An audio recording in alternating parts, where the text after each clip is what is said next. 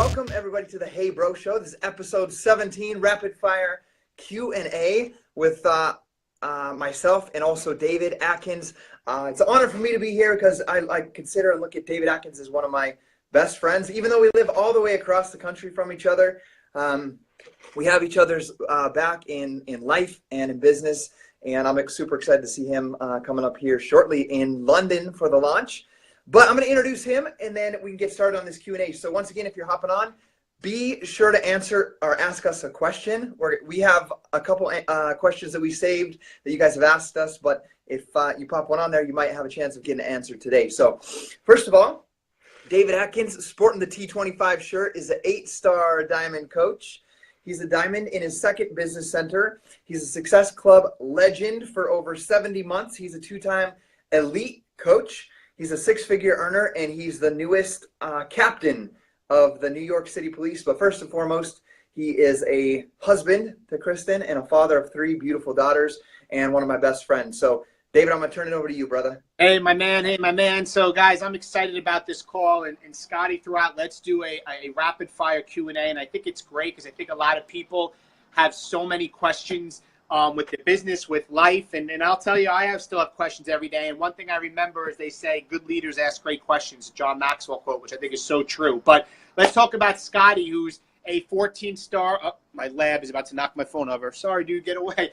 14-star diamond, 5-time elite coach, Success Club all-star legend. You really got to go in front of me right now. This is what I'm all right, buddy, chill out. I lost my train of thought. Success Club all-star legend, 5-time elite coach, 14-star diamond. I'm looking forward to seeing you, brother, in less than 2 weeks as we're going to be in London.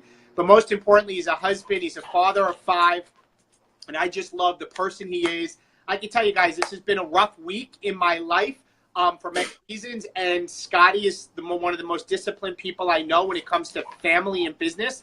And on the other night, I really appreciated in between him running around with kids, he knew I needed to just speak to him for a couple minutes, and he called me in the chaos and gave me like 3 minutes, which felt like 300 minutes when you need somebody's ear and a lending hand. And Scottie, I appreciate that. And guys, just to let you know the type of person he is, he's family, fitness first, friends first, and it really means a lot. He's just an unbelievable dude. So, Scottie, I'm going to kick it back to you to kick off the Q&A.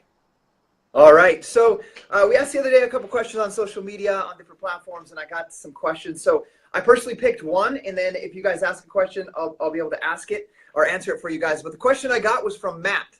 Matt says, how do you attract new people?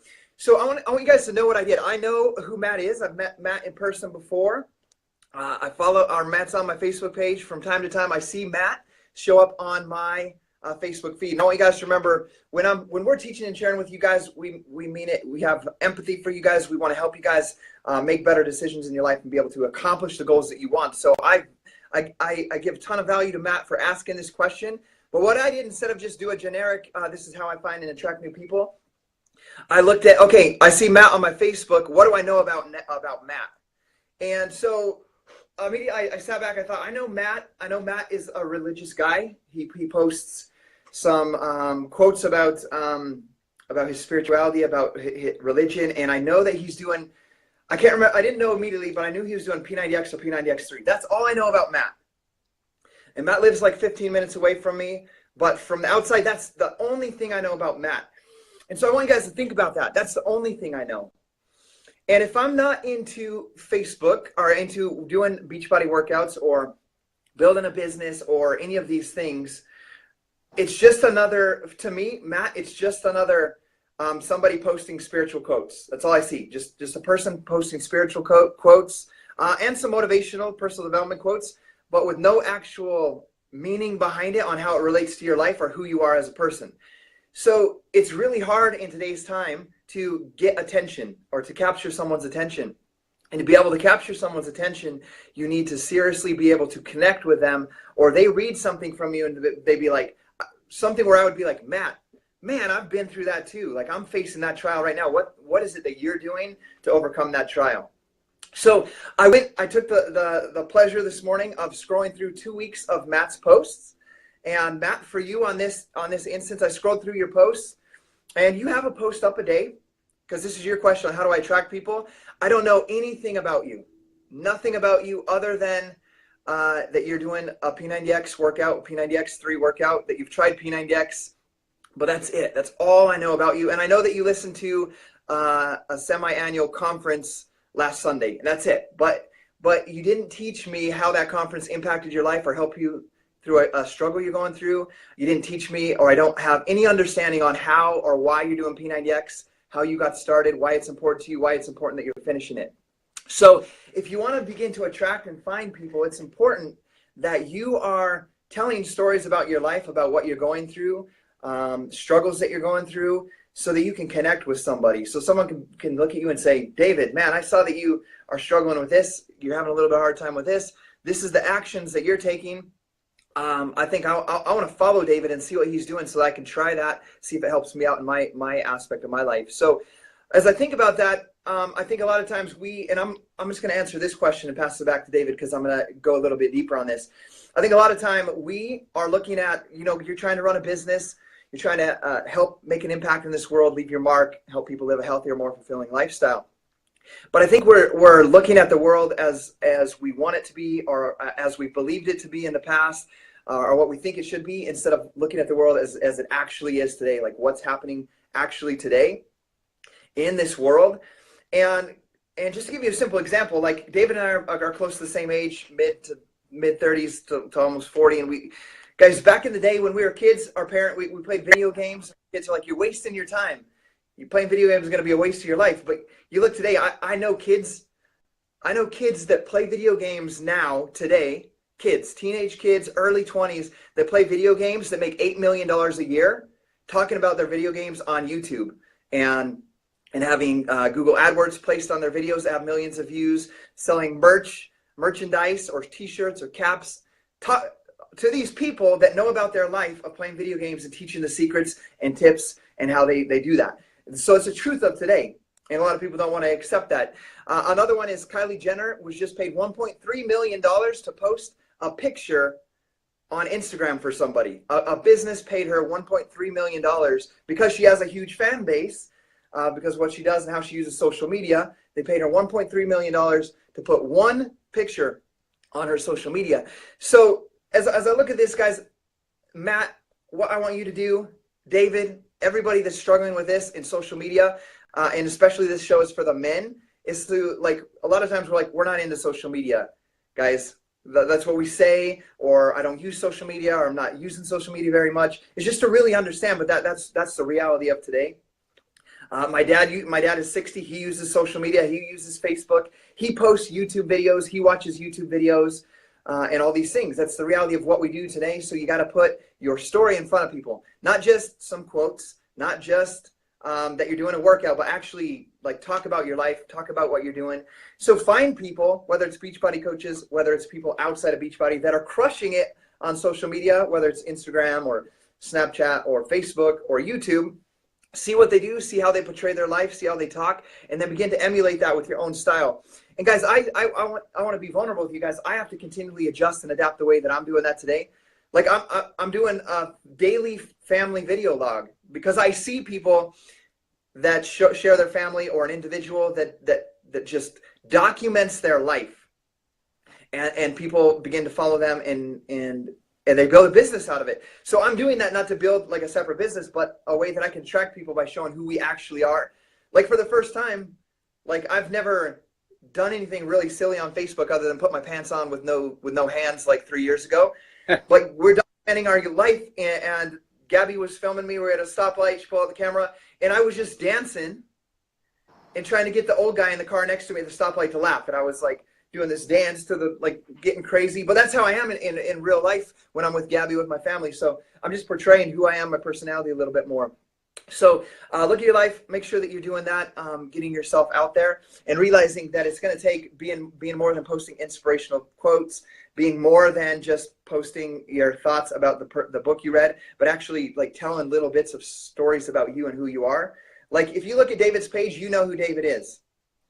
You know what he does, you know what he goes through, you know his struggles, you know his triumphs, you know everything pretty much that he does. The same thing will go for me. So Matt out there, or anybody listening to this that's struggling to attract people, you can never attract people until you can stand out. And the only way to stand out is to be yourself and share what you're going through. So, David, I'm going to pass it back to you, brother. No, I appreciate it. And I want to add a nugget with that. I think most people, when it comes to posting, I want you guys to take, even though it's called a post, when I think of post, I think of like a post-it sticky note, and it's supposed to be short to the point. And I want you to flip it upside down. I want you to ask yourself, instead of saying, what should I post today? I want you to ask yourself, what stories can I tell today? And I want you to share the story of what it is in your life, and space it out. Like if you look at Scottie's posts and my posts, let me give you a little tip. People today, and I learned this from Shailene Johnson, do not read left to right anymore. People are scrolling very fast. They read up and down. So if you go look at my post, I will write one line and then hit enter and have a whole space and then write another line, when if you were to go what we learned in high school, it should all be in the same paragraph. But if you write a long paragraph, people aren't reading that. But if you space it out quickly, they can read it and they can scan it because they read up and down. But don't ask yourself, what should I post right now? Ask yourself, what story can I share right now?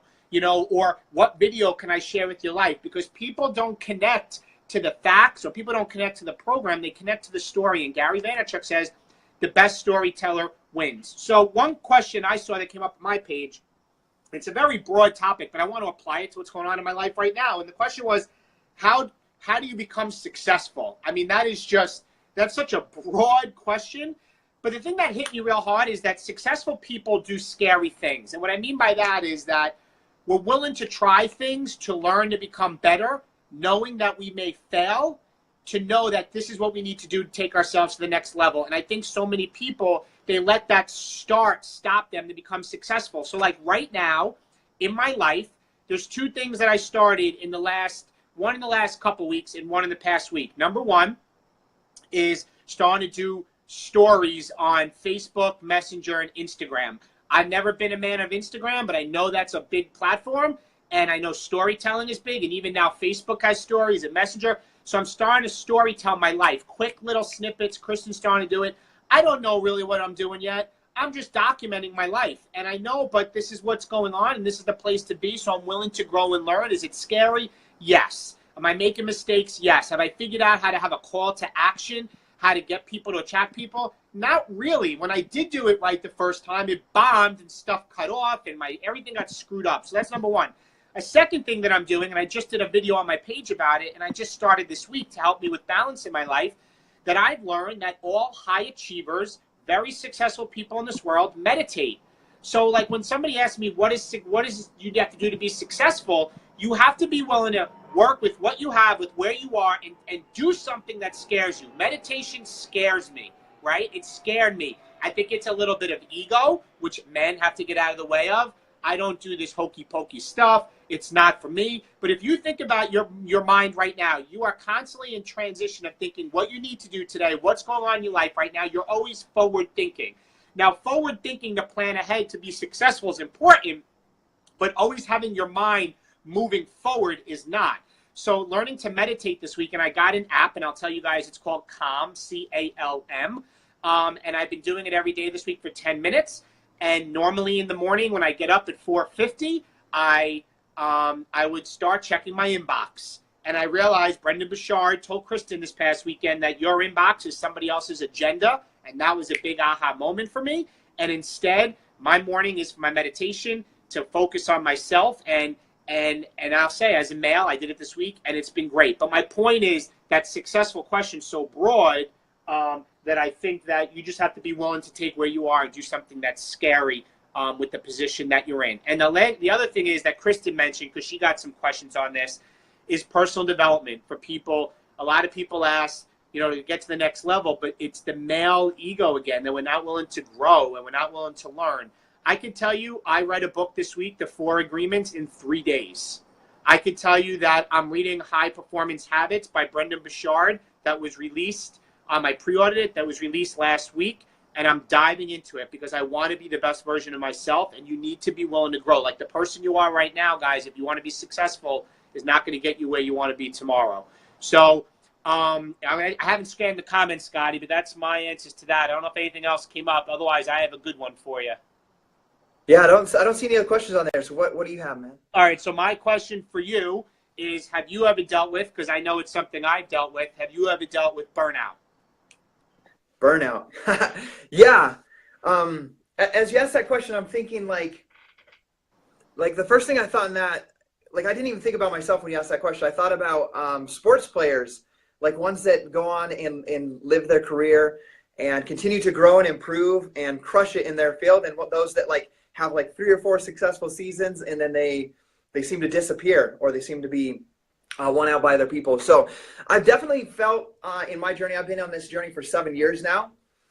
And like when I say, have I ever dealt with burnout? Like, yes, I have dealt with burnout. There's times I felt burnt out, but there's things that I've done to not let that slip and to stay into a place where you burn out and then you lose complete momentum and you're gone. So, man, I didn't get the time to really think about this, but the first time I really started to feel a burnout was, and so this is one tip, was about 8 months into my journey. Actually, it wasn't that far in, but I was crushing it as far as staying committed to my workouts. I've been doing P90X for an entire year, and then I became a coach. And then 8 months in, I'm working 12-hour days.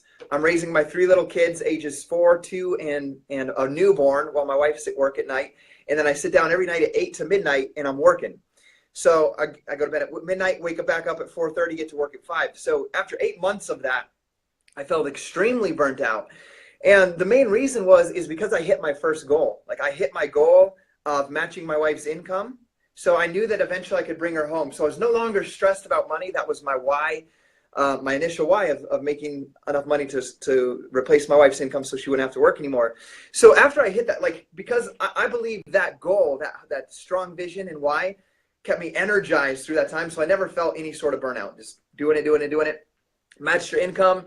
Now I'm getting tired, right? And it's because I truly didn't have like another thing that was energizing me and that I could have visualized accomplishing. And I won't go into this story because I talked about it before, but I had the school bus moment like 8 months into my journey where I picked my daughter up from the school bus because I was homesick.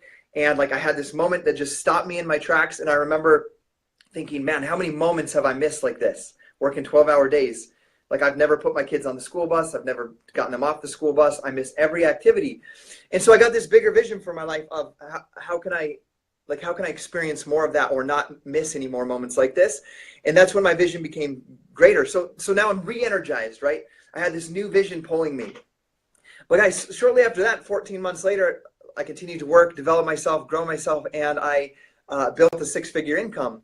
Beachbody does not guarantee any level of success or income. Every Beachbody coach's income is a direct reflection of their efforts, diligence, and skill. But at 14 months, I had $2,000 a week income. And that tripled what I made at my full-time job. So we walked away from my full-time job. Now I'm beginning to work, and I get burnt out. And it happens a couple times, like a quick burnout. And I think one of the most important things is understanding human behavior in building this business. And the first human behavior to understand is yours. Like your personal human behavior, how you react to things, how you're feeling, what you're feeling inside of you, what you're accepting is to be true about yourself. And so one thing that I do, and I'm not going to talk about the past 6 years, I'll talk about now. What do I do when I'm burnt out? And, you know, I am very, very disciplined in separating my roles. Okay. So my roles are be a man of God, faithful and honor God and obey his commandments and be the best and grow myself and my human potential because that's what he wants for me. Second, I need to be a strong husband to Gabby and help her develop her strengths and her gifts.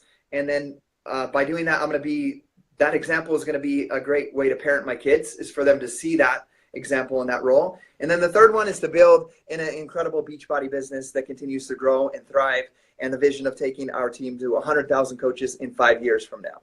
So like I have that vision. Those are my 3 roles.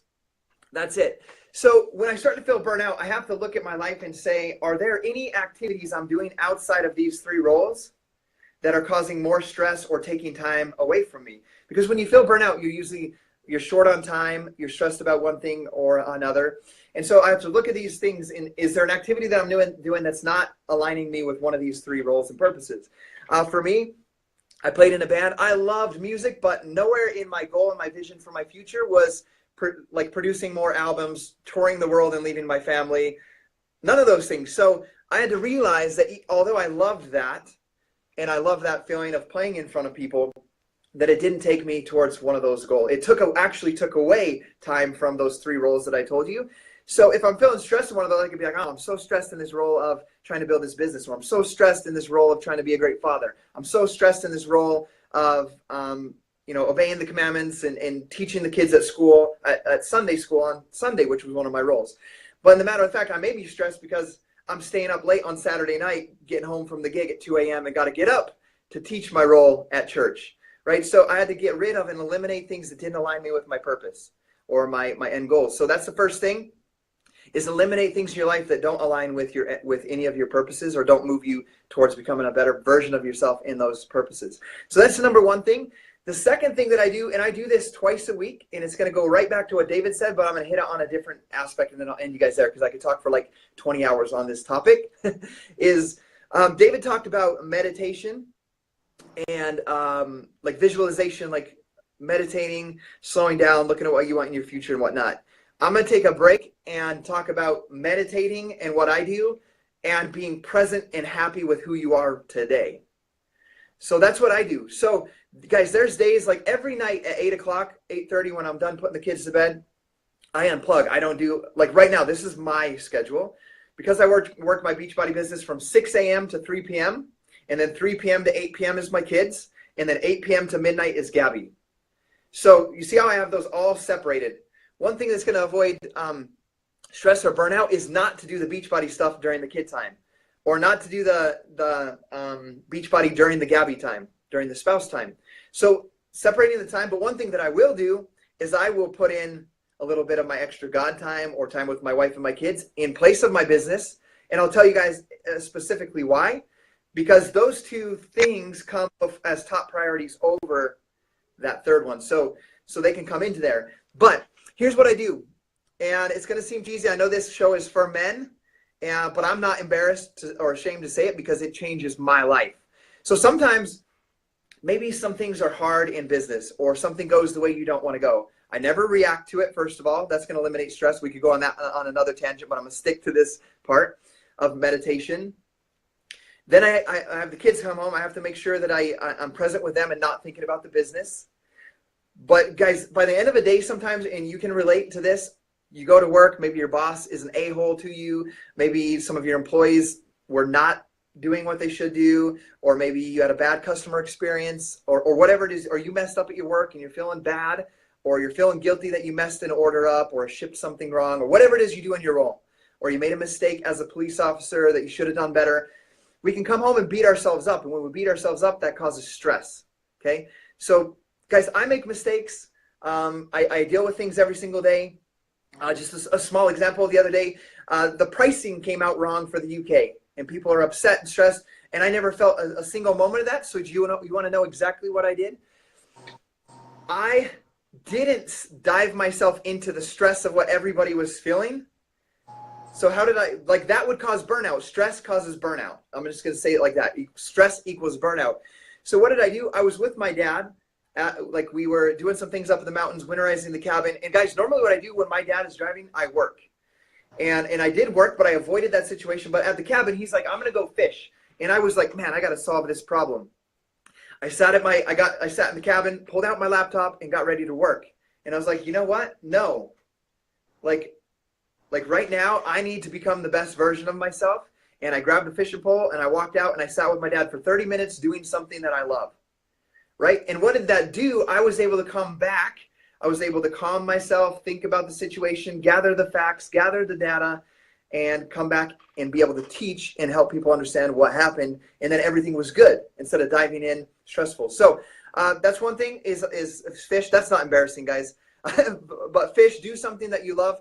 But what I do this about twice a week. This isn't just like when I feel burned out after 3 months, I do this. Like twice a week, I'll get to the end of the day and I'm feeling a little anxious. I got a lot to do, or the kids were acting up, and I need to spend time with Gabby and I'm feeling anxious. What I do is I go in the bathroom, I fill the bathtub. I don't put bubbles in it. I fill the bathtub, I put some Epsom salt in there. I bring my laptop, I set it on the toilet seat there, and I have a 20-minute, it's just a Christ-based meditation. And I lay in there and like I shut out every thought that I have, and I go through this meditation, and it walks you through it, and it's 20 minutes. And I walk through that. I visualize, like it has you like walking through the forest, like your feet sinking in the mud, the water pouring on your back from the waterfall. You can hear the sounds of the animals and whatnot.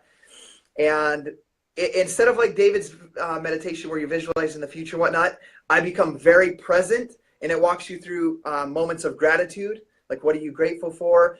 When did you feel courageous? Like, when was the moment where you felt the most courageous?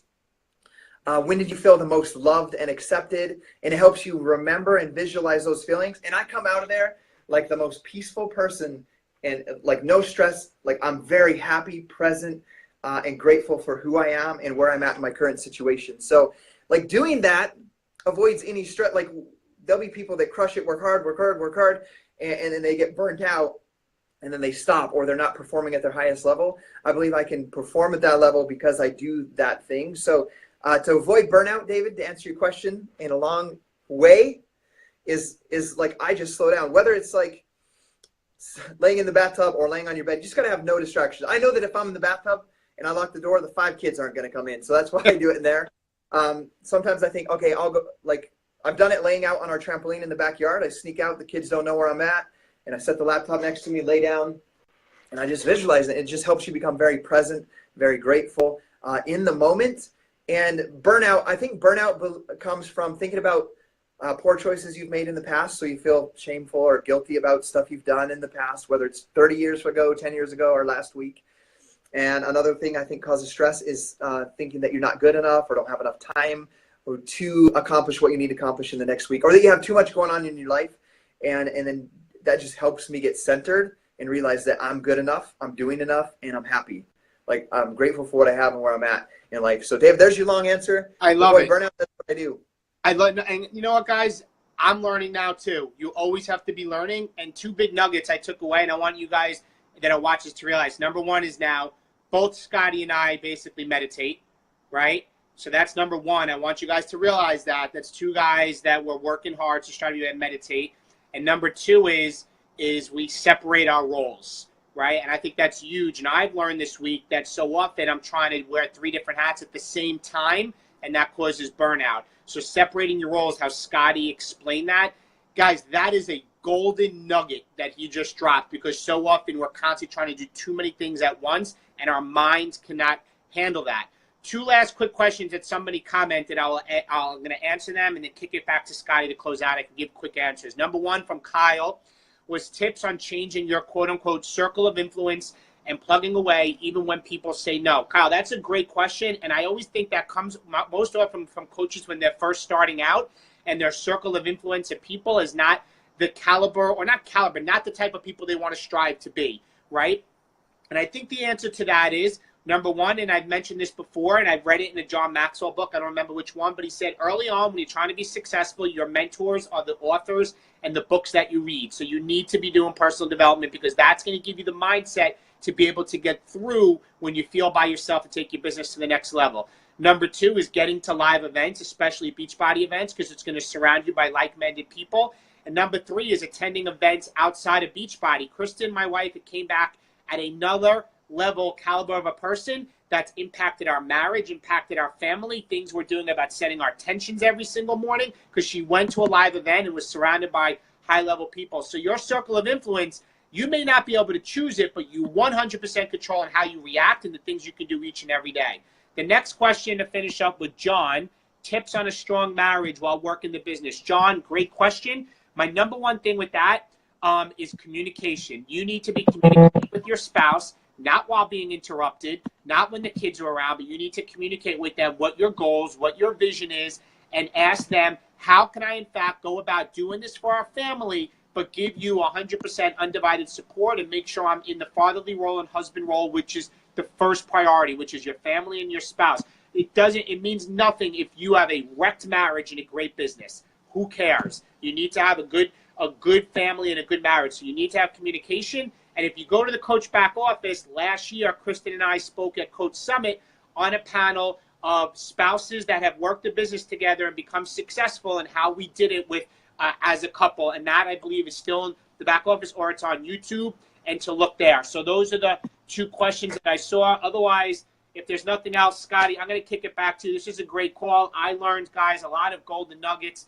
You just need to implement what, in fact, we share with you. Scottie, back to you, bro. Okay, awesome. Thank you, David. One last thing that came to my mind on avoiding stress outside of the meditation, what David said, is write things down. Like, I was feeling stressed. Anxious, burnt out, getting ready to, like, we're leaving to London tomorrow. We fly out tomorrow to London. And guys, the only reason is because I wasn't completely prepared. I was unsure and not unaware of where we were staying, how we would get from here to there, if we were going to do tours. So I had all of that burden on me of like, man, when I get there, I don't know exactly what we're doing other than going to these 4 cities. So we scheduled and time blocked and wrote it down. Like, I have this to-do list. I wrote a to-do list down. The minute I wrote a to-do list down, before I even like tackled the to-do list, the anxiety and the stress and the burnout feeling went away, because I knew that I had scheduled it and we planned everything. So plan things out. Don't just wing things and just hope that things work out. Make a couple plans. So David, thanks for sharing today. I know we both have a lot to do with our families today. I know time is valuable, so we appreciate you guys giving your time to us today. But guys, I don't want you just to listen to this. The only way that your life's going to change is to begin to apply it, and to begin to apply it right now. So to leave you guys today, we're going to tell you guys it's time to man up.